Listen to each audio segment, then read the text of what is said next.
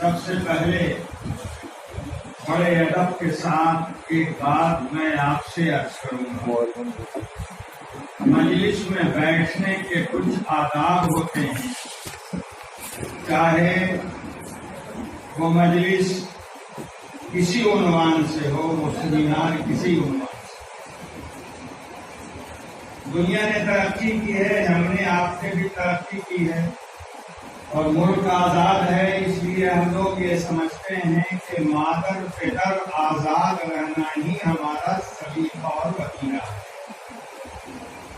جو غلط ہے۔ عام طور پہ لوگ مجلسوں میں موبائل سے بات کرتے رہتے ہیں، یہ انتہائی نامناسب حرکت ہے۔ اگر موبائل نہیں ضروری ہے تو مجلسوں میں آنے کی کیا ضرورت ہے؟ گھر میں بیٹھے رہیے، موبائل سے رابطہ کیجیے۔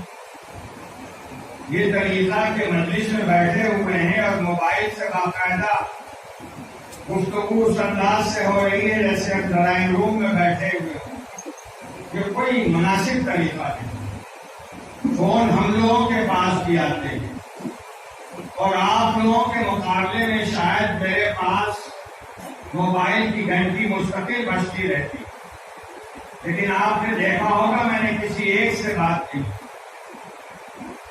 براہ کرم آداب مجلس کا خیال رکھا کی۔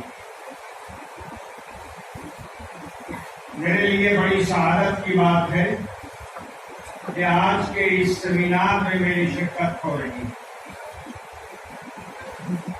لیکن اسی کے ساتھ ساتھ اس مجلس میں کچھ بولنا میرے لیے بڑا مشکل ہے۔ بہت ساری باتیں، بہت ساری یادیں والد ماجد رحمت اللہ علیہ سے وابستہ ہیں، جو میری زندگی کے لیے رہنما ہیں۔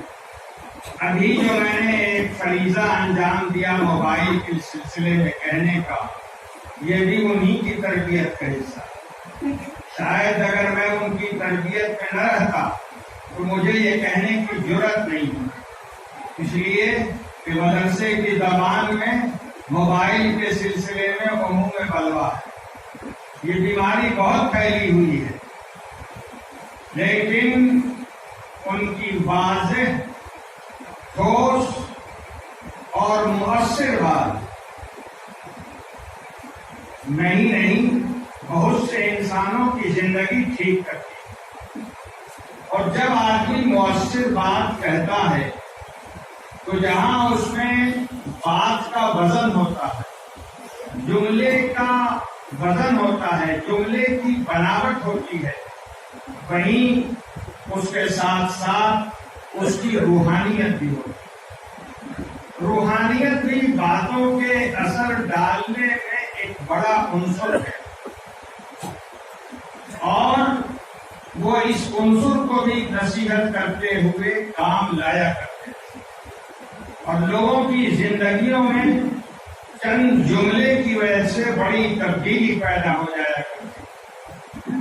میں جب یہاں اس سیمینار میں بیٹھا تو میں نے یہ کوشش کی کہ ماضی بعید میں جاؤں اور دو چار نصیحت کی باتیں جو انہوں نے مجھ سے فرمائی اور ابھی یاد آ گئی، میں نے اس کے اشارے لکھ لیے تاکہ میں بتا سکوں کہ ان کے نصیحت کا انداز کیا تھا۔ رجال سازی، افراد سازی ان کا بڑا کام رہا ہے، اور ان کے دور میں کوئی بھی انسان بھارت کے اندر ان سے زیادہ افراد کو تیار کرنے والا نہیں رہا۔ اس لیے فطری طور پر ہماری دلچسپی ہوتی ہے کہ ایسے لوگوں کی بات سنیں اور معلوم ہو کہ تربیت کا انداز کیا تھا۔ میں نے جب اپنے دور ماضی کا، جب میرا بچپن تھا، جائزہ لیا تو ایک واقعہ یاد آیا۔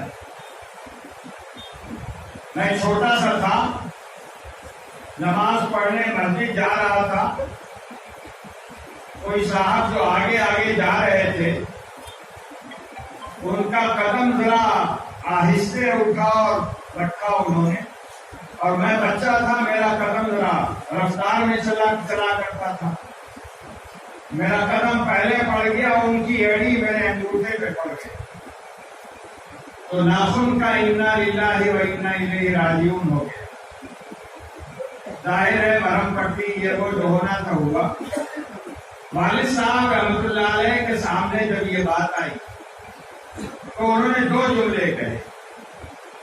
ایک جملہ تو یہ کہا کہ قدم سنبھل کے رکھا کرو، یہ پوری زندگی کے لیے نصیحت ہے، قدم سنبھل کے رکھا کرو۔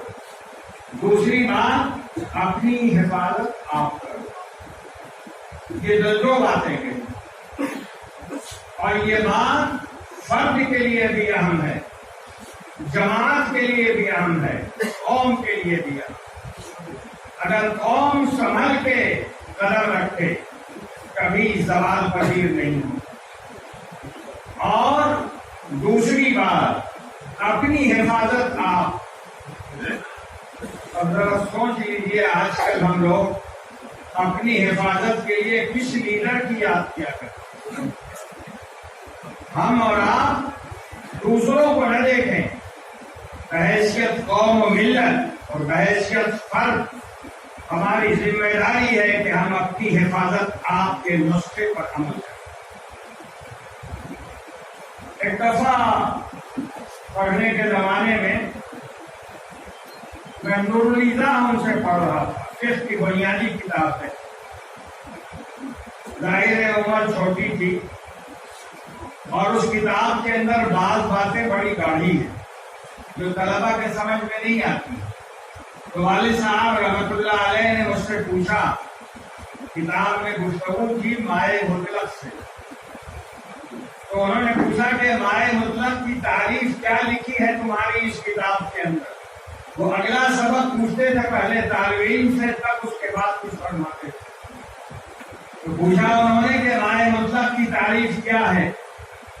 تو مجھے جو الٹا سیدھا سمجھ میں آ رہا تھا وہ میں نے کہہ دیا، جو کتاب میں لکھا ہوا تھا وہ میں نے مطالعہ کیا تھا وہ کہہ دیا۔ انہوں نے ایک جملہ کہا جو آج بھی میرے دماغ کے اندر موجود اور محفوظ ہے، پانی بولنے سے جو چیز سمجھ میں آئے وہی مائے مطلق۔ اب ذرا غور کیجیے، کوئی مشکل لفظ نہیں، کوئی بڑا فلسفہ نہیں، ایک کم عمر طالب علم کو سمجھانے کے لیے بہترین نصیحت، یہ ان کا انداز، اور اس میں اتنی روحانیت رہا کرتی تھی کہ اب جبکہ میں زندگی کے آخری مرحلے میں ہوں، وہ بات آج بھی مجھے یاد ہے۔ اپنی بات کو کس طرح پیش کریں، اس کا ایک نمونہ اور بڑا آسان نسخہ اس کے اندر موجود ہے۔ اسی طرح ایک دفعہ کچھ انہوں نے لکھنے کے لیے مجھے دیا، وہ صلاحیتوں کو ابھارنے کے لیے مختلف لوگوں سے الگ الگ کام لیا کرتے تھے۔ میں اس زمانے میں پڑھ رہا تھا تو شاید ندوہ میں یا دیوبند میں متعلم کی حیثیت سے تھا، رمضان میں آیا تو انہوں نے کہا کہ ذرا یہ لکھ دو اس پر کچھ، تو میں لکھ کے لے گیا، لمبی چوڑی تحریر، اپنی قابلیت کا اظہار زیادہ کیا تھا اس میں۔ جب میں نے انہوں نے پڑھا تو ایک جملہ کہا، اور سنیے جملہ، سہل مت لکھا کرو، آسان لکھو۔ ظاہر ہے سہل بڑا مختصر لفظ ہے، آسان اس کے مقابلے میں لاوا ہے، لیکن سمجھنے کے اندر آسان بہت آسان ہے اور سہل ذرا مشکل ہے۔ تو انہوں نے اس تمیز کو پیدا کرنے کے لیے فرمایا، سہل مت لکھا کرو، آسان لکھا کرو۔ یہ فرق ہے، وہ یہ سمجھانے کا انداز کہ آج بھی وہ بات میرے دل میں اسی طرح نقش ہے جس طرح پتھر پہ کوئی تحریر جو مٹائے نہیں مٹتی۔ اسی طرح ایک دفعہ جب میں فارغ ہو کے آیا تازہ، تو تو سب لوگ یہ سمجھ رہے تھے کہ مجھے جامع رحمانی میں مدرس بنایا جائے، اور میں انتظار میں تھا کہ جو حکم ہوگا وہ کام کروں۔ ایک اخبار جس کا نام پتہ سب مجھے یاد ہے، اس نے امام شریعہ کے خلاف ایڈیٹوریل لکھا، اور بڑا جارحانہ ایڈیٹوریل لکھا۔ اخبار اس زمانے میں وہ منگیر بھی آتا تھا۔ والد صاحب رحمۃ اللہ علیہ نے مجھ کو بلایا اور کہا کہ جواب لکھو۔ اگلے دن فجر کی نماز کے بعد میں جواب کے ساتھ حاضر ہوا ان کے سامنے۔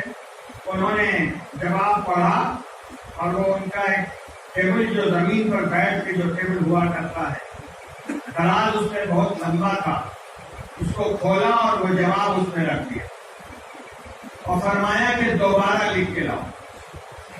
اب بھلا بتائیے، ایک دفعہ لکھنے کے بعد اسی چیز کو دوبارہ لکھنا بڑا امتحان ہوتا ہے لکھنے والے کے، لیکن مجھے کرنا تھا۔ اگلے دن فجر کی نماز کے بعد میں گیا، جب وہ تسبیحات